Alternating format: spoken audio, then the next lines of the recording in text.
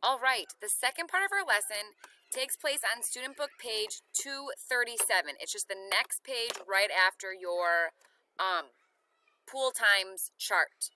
Okay, what you're going to see is you're going to see the direction, complete the line plot Ben started using the data from the chart. So you're going to have to look at your times from page 236 to help you complete this chart. Okay, so what you're going to do is you're going to look at all of the kids, not just the second half, or not just, I should say, the right side. You're going to be looking at all of the students' times. Okay, and what you're going to do is you are going to plot the time that they spent in the pool. If you notice, what we did was we just put an X by the time each student spent in the pool. We've done this before. This is kind of like a bar graph, but instead of a bar, you're putting X's on it. This is called a line plot, okay?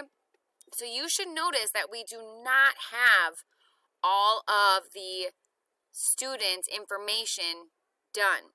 So what I would do is I would look at your chart, page 236, and I would go by each student to see how long they were in the pool. Now, if you notice, our chart is in fractions. Now, what you could do is you could turn that fraction into minutes. So if you know how long 1/4 of an hour is, underneath there you could write how many minutes that is. I'll give you a hint. If you look back at our example with Heather, it will tell you that. Okay, so we have 1/4 of a minute. 1/4 of an hour, a half an hour, 3/4 of an hour, 1 1/4 hour, 1 1/2 hour, 1 3/4 hour, 2 hour, 2 1/4 hour, 2 1/2, 2 3/4, and 3 hours. So what you're going to do is you're going to go look on page 236, okay, and you're going to plot each person's information, okay? So you notice right now let's go. Sorry, my computer's being slow. You notice that there are 2 X's on 3/4 of an hour. So what I would do is I'm going to go back to page 236, and I noticed that Tristan, he was in the pool for 3/4 of an hour. So what I'm going to do is I'm going to put a line or a check mark next to Tristan's box. Now, it doesn't say that there are any more 3/4 of an hour, so maybe someone that you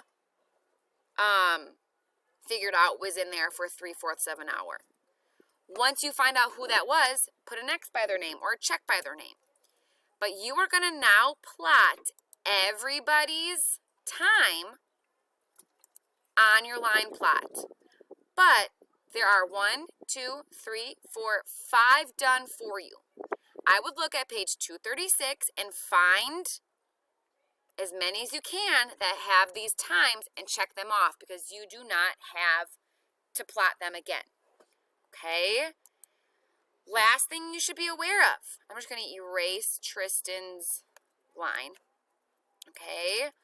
You want to know how many students we have. We have 1, 2, 3, 4, 5, 6, 7, 8, 9, 10, 11, 12 on the left side and 12 on the right side. That's 24 students.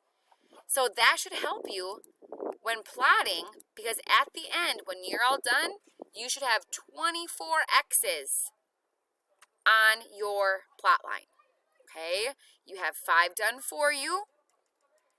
I want to see when you are done all of these plots complete. Okay?